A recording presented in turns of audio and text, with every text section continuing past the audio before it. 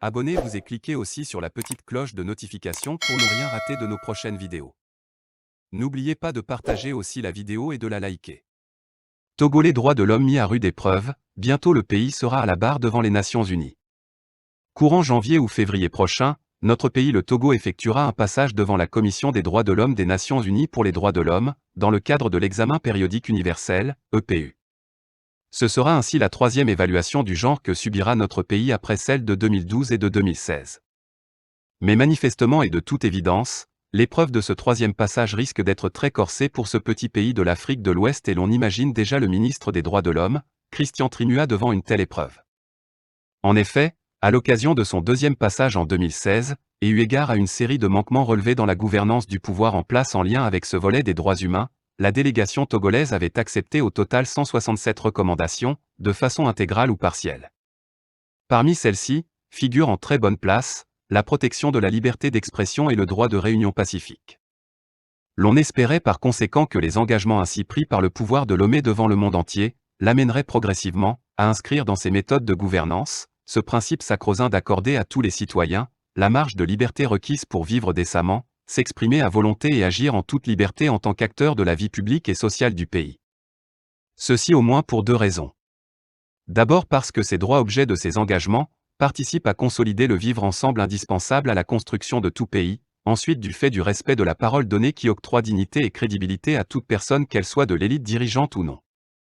Malheureusement, selon une communication faite par l'ONG Amnesty International, en prélude au prochain passage de notre pays à cet examen universel, il existe encore beaucoup de pesanteur dans la mise en œuvre de ces recommandations. Le point que fait cette organisation non gouvernementale relève certes certaines avancées mineures, mais indique clairement que le pays a fait adopter de nouvelles lois menaçant les droits humains, alors que, dans la pratique, la répression des voix critiques s'est poursuivie en toute impunité, notamment dans le contexte des manifestations de masse de 2017, des élections présidentielles qui ont eu lieu en février 2020 et de la pandémie de Covid-19. Il s'agit en effet des faits évidents que personne en réalité ne saurait contester, sauf que naturellement, l'État du Togo cherchera, l'on l'imagine volontiers, à les justifier et à expliquer les contraintes liées à la sauvegarde de la paix intérieure qui fait partie de ses devoirs régaliens.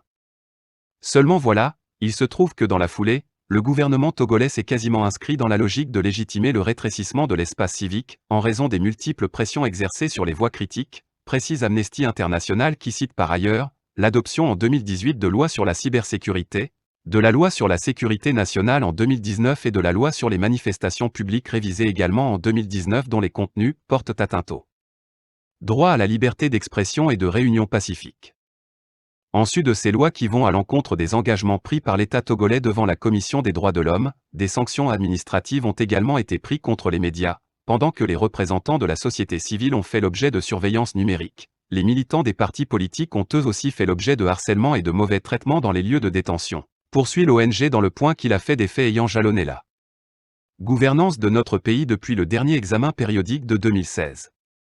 Il ajoute par ailleurs que le contexte de la pandémie de Covid-19 a servi de prétexte aux autorités pour interdire systématiquement toutes les manifestations publiques depuis mars 2020, alors que des membres des forces de défense et de sécurité seraient responsables des meurtres de personnes ne respectant pas les mesures restrictives prises par les autorités pour lutter contre la propagation du virus. Dans la perspective d'adoption de ces lois, les Nations Unies, déjà à l'époque inquiètes, ont eu à faire des démarches auprès du pouvoir du Togo en vue de dépêcher sur les lieux une délégation du groupe de travail sur la détention arbitraire, puis du rapporteur spécial sur la liberté de réunion et du rapporteur spécial sur les droits de l'homme à l'eau et à l'assainissement. Mais nos autorités ont tout simplement décliné ces demandes, du coup ceux-ci n'ont eu l'occasion de mettre pied sur le sol togolais depuis tout ce temps. En outre, le Togo n'a daigné répondre à la communication de 4 rapporteurs spéciaux relative à la loi révisée en 2019 sur les réunions et les manifestations. Dans cette communication, ces rapporteurs interpellaient opportunément l'État du Togo sur la violation de ses obligations internationales, par le vote d'une telle loi. En l'absence de réponse en temps opportun à toutes ces démarches et interpellations, il est clair que tous ces acteurs attendront de pied ferme la délégation togolaise à Genève en vue de l'entendre se prononcer sur ces sujets ainsi esquivés depuis des années. Au vu de tout ceci, le gouvernement prendra-t-il, dès à présent, des dispositions pour desserrer l'étau en matière de liberté d'expression, de réunion et d'association ainsi que pour offrir d'autres ouvertures en vue de donner des arguments de défense à la délégation togolaise qui aura la lourde charge de se prononcer, au nom de notre pays, à cet examen? La question reste entière et seuls les faits nous permettront d'apprécier la suite. Luc Abaki. Trimua et consorts osent-ils se présenter devant de telles commissions? La Conférence nationale souveraine nous avait dévoilé des lieux de torture et de cruauté sur les Togolais sous le père Eyadema, Agombio, Kasaboua et autres. Le père jetait des milliers de Togolais calcinés dans la lagune de Baie par hélicoptère. Mitraillage des gens au fléau jardin comme du gibier.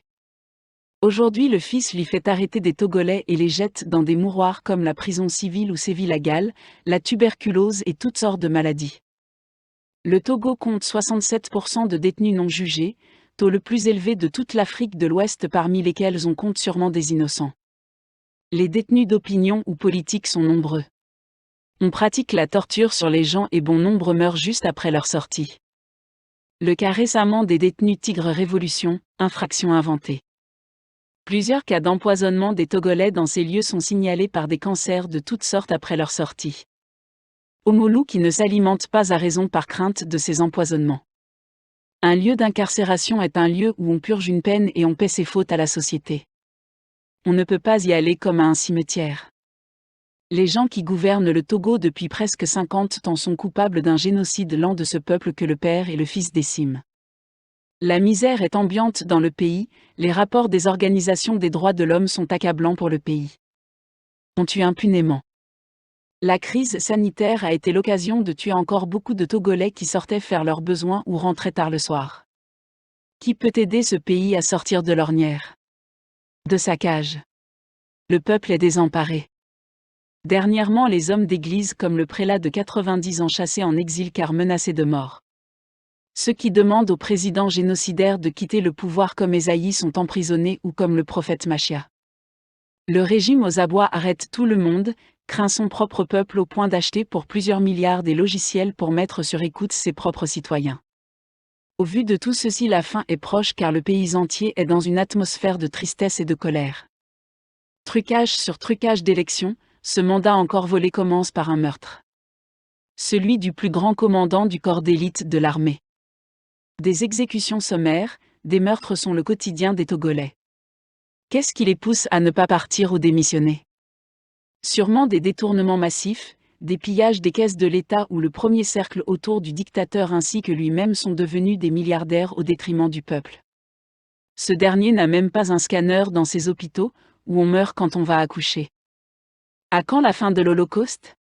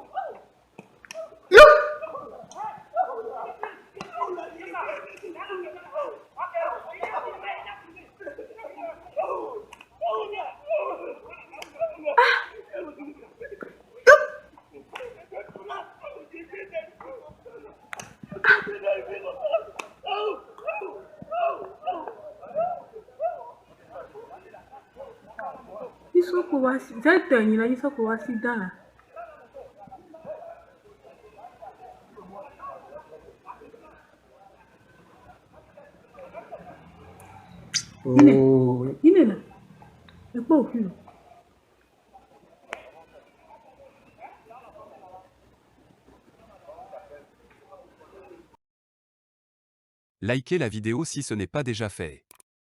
Laissez aussi votre point de vue en commentaire.